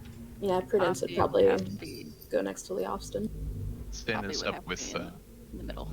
Sin is up with Patches as the secondary scout. So what I'm seeing right now is in a five square wide tunnel. There's one team up front of all five of you. And Poppy's Yeah, I was in the gonna back. say, Mara was in the middle, but there's no middle. Well, I mean, like, I guess, like, Leops would be closer to the cart. Like, in front of the cart. So we're presuming then that it's Patches and Sin next to each other, or Patches in front, Sin Who has behind? the highest Patches Patches perception? is in front, and then Sin would be behind him. Who has the Patches- highest perception? Patches has a 16 Tendy. passive perception. It's not as high as Tendy's, but Patches also has a 5 in stealth. Okay, so Tendi and Patches up front. Sin and Mara behind that, or Sin and Poppy behind that? Mara. Tell you what, I'm gonna do something, and you guys are going to. I'm gonna draw a square on this map. You should not leave this square, but you can go ahead and There's a arrange. map? Yeah. Where's the map? It Oh, is- there it is. It is going to take a while to load. It is the top right that you guys should be in. If you can't see anything, it's because you don't have torches out, so I need to know that too. Poppy I can see. would get a torch I out. see stuff. I think I should see stuff, because I got dark vision right now. No, remember, you always have to tell me when you're on a map, so that way I can be able to give it to you. Sorry, I mean, I've always had dark vision. It's always on my armor. I know, but we talked about you by default you don't. So let me know if you do have it, so I can just put it on there. Prudence match. Prudence has dark vision. Yeah, Tendy Patches does too. is 60 Yeah, so does feet of dark Sin. vision. Yeah, we know all you guys have dark vision. Is it 60 feet, Leofston? It's 120. 120. Am I the only one without dark vision? Poppy doesn't.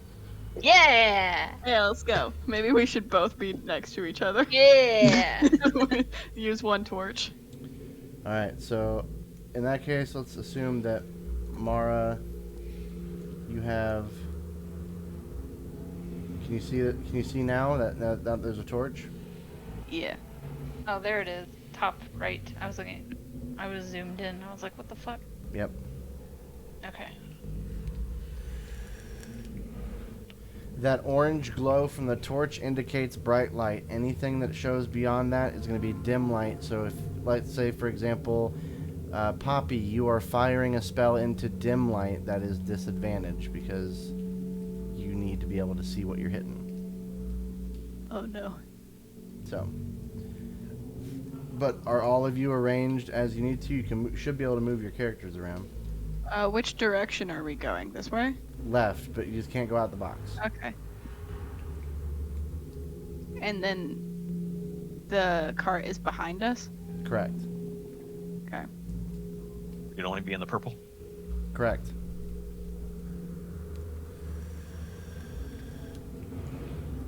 Well, shouldn't someone be driving the cart?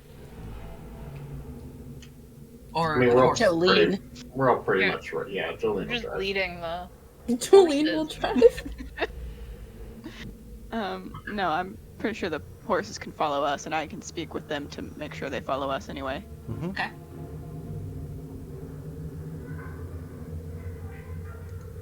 That was creepy. What is that noise? Angie says not Prudence. Prudence is very brave. Okay. Well, I couldn't tell. Oh, you. it's creepy. What is this noise? There you go. You're welcome. So as you walk, sure enough, every 25 feet there are these small, amber glowing lantern halves that seem to illuminate all the way down. That again put off a very, very dull glow, and you go for a good 3 or 4 miles before you start to wonder whether or not this place has anything in it at all.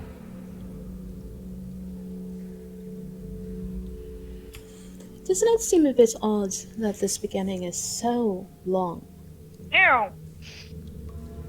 Leofson shakes his head. It's pretty typical. I've never been a part of. They said this is dwarven architecture. Yeah, this is dwarven. I don't get it why someone would want to live underground, but this is what they do. I mean, you figure they start at the top and they got, they get the minerals up top and then they just keep digging and eventually you get, 10 miles down and you're still digging, but that's how we end up where we are. There's more precious. I'm just wondering what the significance of such a long, drawn-out tunnel is. Yeah, are we going down? Or are we, like... Yep. It's easier to carry things through one straight line than we go. Like, he just kind of gestures, like, trying to make, like, a zigzag shape. Prudence wants to investigate the wall under one of the lights. Okay.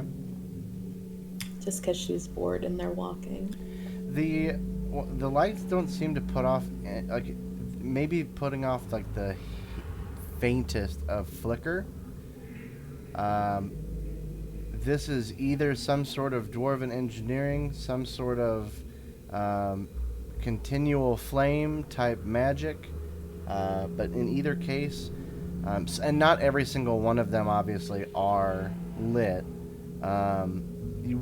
During the 3 or 4 miles you've trekked down this slope so far, you've obviously find quite a few of them that are out, mainly around the areas of rubble and maybe a few here and there, but it's not like light bulbs or anything.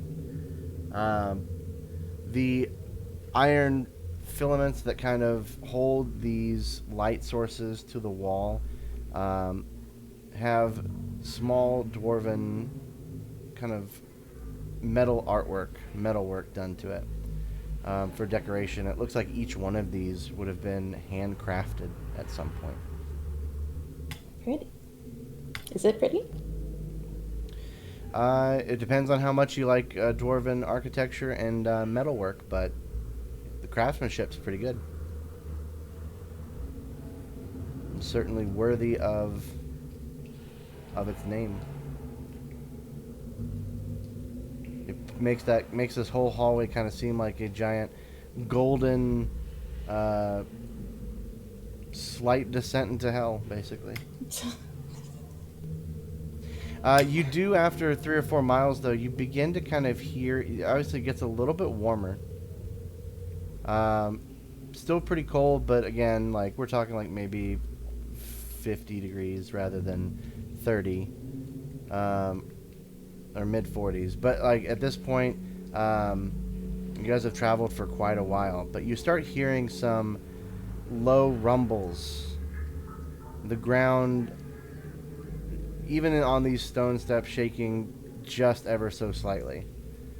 And a few occasional pangs of what would be like sword against iron or metal or hammer against metal. Austin, you've heard things like this before, when it comes to smithing and whatnot.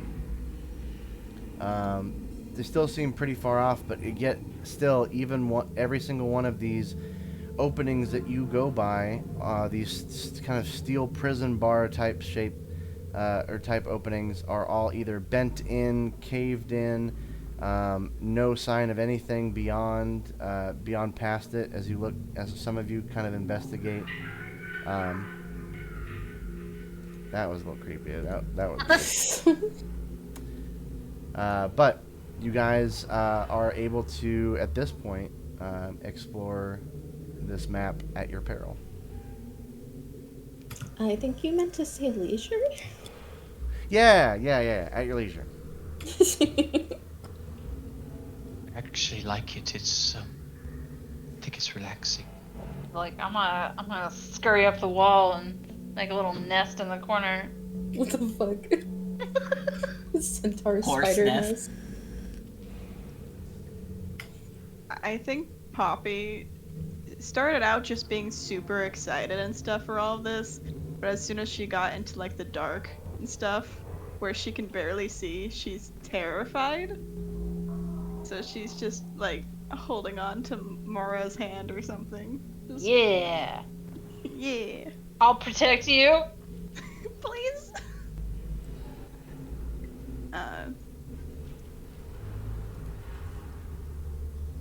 Prudence keeps going forward.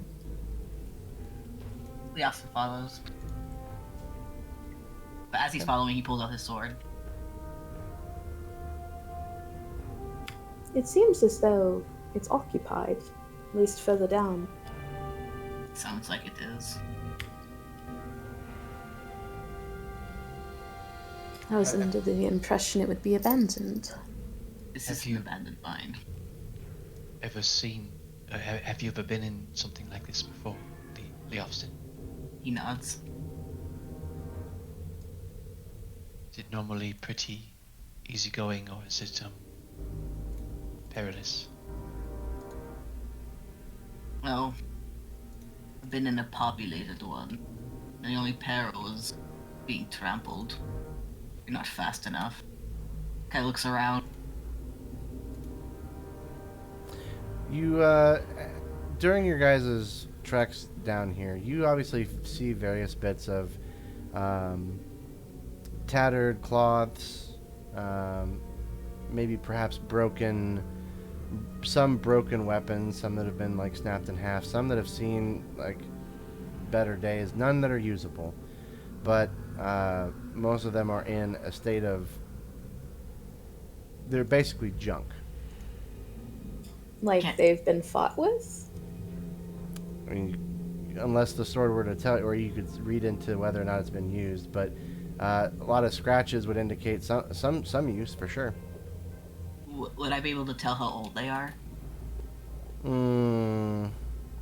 Give me an overall investigation check. Which is what? Wait, Devin? Yeah.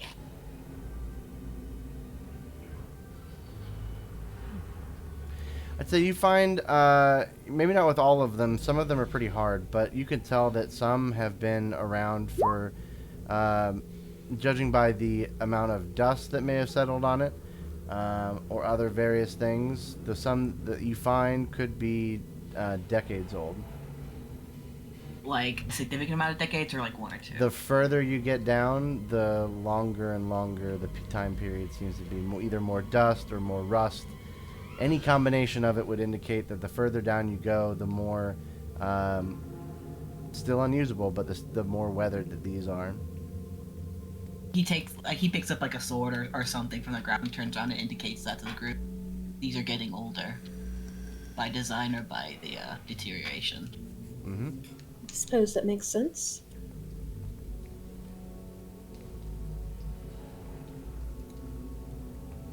And there aren't like, it's just a hallway. There aren't like rooms or anything. Like I said, the rooms that you pass by, you see like occasionally every like few, I'd say quarter mile, you see along the wall a set of bars, like a prison cell. Mm-hmm. And some of those caved in, can't look past it. Other ones you can try to look beyond, and it looks like it is obviously like either picked clean, completely ransacked, and most of it is to where it's like there's and the rooms themselves seem relatively pretty small. Most of it has been kind of picked through. Any sort of mine carts are either broken, smashed, tipped over. There might be coal and stuff, like stacks of coal, but nothing that would really the amount, like if you went ahead and took all the coal back, you could be able to do that in one trip, but then you'd have to make another trip to come out and get the rest of the stuff. So it's clear that there has been activity here. It's just the weapons themselves are old. Correct. I believe that we should focus more on the deeper depths instead of these shallower ones. Do you think anyone was held in these cells? Do you think anyone died down here?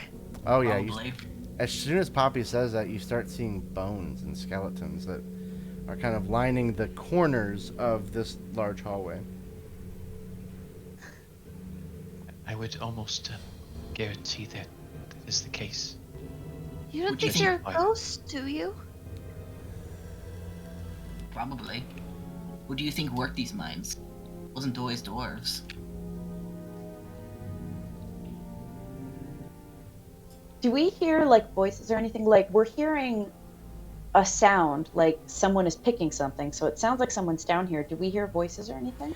I will say as the default, the background noise is not that's being playing right now is not like to the T exactly what you hear, because unfortunately I'm not a sound wizard and can't make exactly what you hear.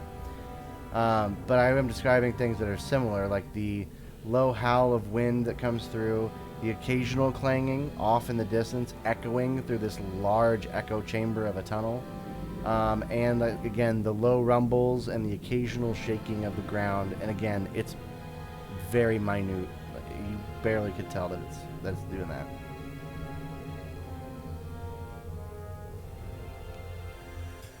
Prudence looks over her shoulder at Poppy. Don't worry, you will not be joining these bones. Well, I sure hope not. Keep a brave face on, love. What's that look like? She just looks at you with a stern expression. Poppy tries to mimic the expression, but it does it really badly. Oddly enough, that makes Prudence giggle. Good job. Should we actually move our tokens down? Yeah, I removed the box. Oh, okay. Well, I mean, We're Prudence free is just from gonna this keep box. walking.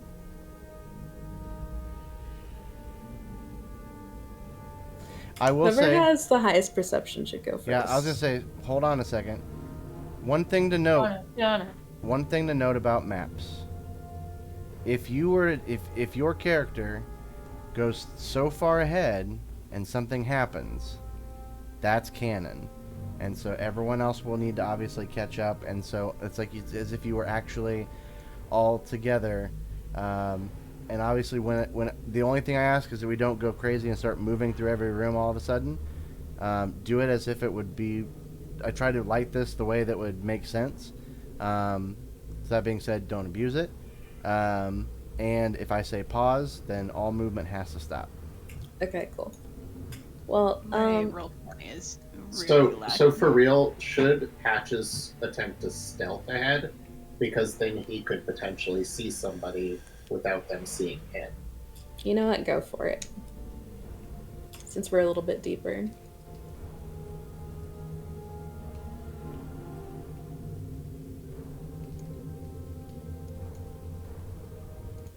So I'll just kind of keep moving a little bit, and then you guys can catch up. Alright, every time you go out of view, I'm gonna start moving. You went out of view for Poppy a long time ago. Oh, mine is lagging super bad. Yeah, mine too. It is. I will say this is a very big map, so I've never played on a map before. I'm just moving space by space. Don't go too far ahead, son. I can see forever. Jeez. What's that like? I mean, see like two spaces in front of me if I'm not using this torch. I mean, spoilers. It's the exact same thing for a while. Patches, since you are in front, go ahead and roll me a stealth check as you're making your way through. You have to say pause. I believe me speaking pretty much covered that. No, you have to say pause. I mean, you Those did were say the you were- rules. You Oh, did say you're going right. to say Hold on, pause. hold on. How absent-minded of me. Give me 1 second. Okay. What have you done? What have you Am I enacted? pausing though? Yes. Yo, I did not roll well on stealth. I rolled a 6. Oh, Yeah, You but like sure? that 11. equated to an 11. I forgot I had to Yeah. change my shirt. Do you have the shirt on? I do. So Prudence, you better catch these hands. Did No. you show us already? I can't will. because I you did. said The monk. Smells brand new. Okay. 11, huh? Patches, yeah. Patches isn't used to stealthing in the dwarven tunnels, I guess. He tries to be sneaky and then he trips over an old sword. To his credit, maybe he's not used to being in an area that echoes so much. Exactly. Well, don't. Unfamiliar terrain. I'll keep moving because Patches wouldn't know that he is not stealthy. Wait, what does the DM say? We can continue. Yeah, you can continue. Like, man, you can't put rules forth and then just completely abscond them right after. I'm a good girl. I listen to what I'm told to do. Okay, everybody catch up with me and then I'll move forward some more. Hello, Patches. You seem to have stopped. Yeah, just taking a break, waiting for y'all to catch up. We'll take that stealth check and throw it out the window now. Tendy's lagging back and waiting for Poppy. Poppy's lagging, so Oh, here I go. I'm staying with her. I got the Mine torch. just died. Hang on. Patches, you at this Stop point moving the torch. you do see a set of iron bars that does not seem caved in, does not seem in bad array, and does not seem in any sort of disrepair. Interesting. You do see some faint light coming from it. Andy, Go come back. on. Go back to My roll 20 died. Give me a minute. relay what I said or what I saw. There's a passageway up ahead. I think there's some light coming through it. I wonder if it's occupied or just more of these dwarven fixtures. It is worth checking out. We've been walking for a while. Yeah, go take a look. We should take a look, and then maybe the rest of us should be ready just in case. Hey, there's like a weird door on the last one. Patches, you stop. We don't move from here. Yeah. You go to the center of this bar and you see inside a sight. There are barrels stacked on top of barrels, but on top of those barrels is a contraption that involves a seat and a large, like, body-sized crossbow. And behind each of these two, and perhaps maybe you can't see all of them, but there is a short, gray-skinned, dwarven-looking person. Not like the Dwargar that you fought in front of the... Bathhouse. No, parapets. Is it the... Pork cutlets. Pork cutlets, yeah, yep. that guy. Yep. And as soon as you step into view, you can hear briefly just a quick whisper before two arrows fly at you. Oh, So- hell. Now this is going to be surprise. So they're going to roll these their two attacks. They're going to have +2 to your AC, or no. Yeah, +2 to your AC because of the bars. But they are going to get these attacks, then we will roll for initiative. Are we? Sorry to be a wet blanket. Are we fighting right now? Because it's after 9. We're just gonna start this, and then we're gonna roll initiative and stop there. Okay, thank Yeah. you. Turn into a pumpkin. Yep. No, I hear you. All right. So Patches, what is your AC? With +2, it would be 16. +16. Okay. First one is going to miss because you technically can see them and they can see you, so it's not. It is not going to hit. The second one though, is going to fire, and that also is going to miss. Are we supposed to see these numbers? Yeah. Because on my screen they're black boxes, except for the 5 and the 10. Oh really? Yeah, they I are. can see them. I can kind of see I them, see but 'em. it's black text with a black background. Is it? Oh well, if you I guys can have dark, Are you in? if you're in dark mode, then yeah, that's your Yeah. fault. Oh, sorry. Sorry for having eyeballs. I mean, I'm in dark mode. Yeah, you can't. Roll 20's dark mode is a little rough. Yeah, they're still basically in alpha as far as I'm concerned. It's not working out great. So, in this particular case, we're going to go ahead and we'll stop the background music for right now. We will just roll everyone. We'll get everyone's initiative figured out. And then at that point, we will stop. Now, I will say we will probably also be playing on... We'll put the poll up, but odds are we probably are going to be playing Wednesday. So make sure that Hell you yeah. click on your token, then roll for initiative.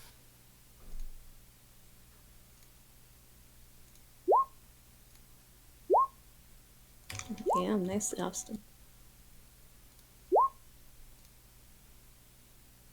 Of course, it's because most of my turn's going to be catching up anyway. Excuse me, how many Drogue are there? Darrow, you mean? What? Does it show you their names? No. No. Oh, cool. That's nice. It shows it on the attack, but not on the turn order. Okay. Oh yeah, there you go.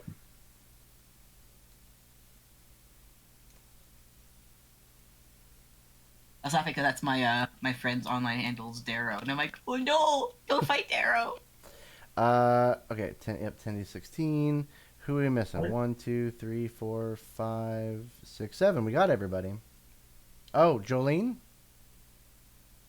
Jolene just acts right after me no matter what. She doesn't actually roll initiative. Got it. Okay. That works. So, just so you guys know, we're going to start at the top of the round after these 2 surprise shots. So, the rest of the group, this is what you hear.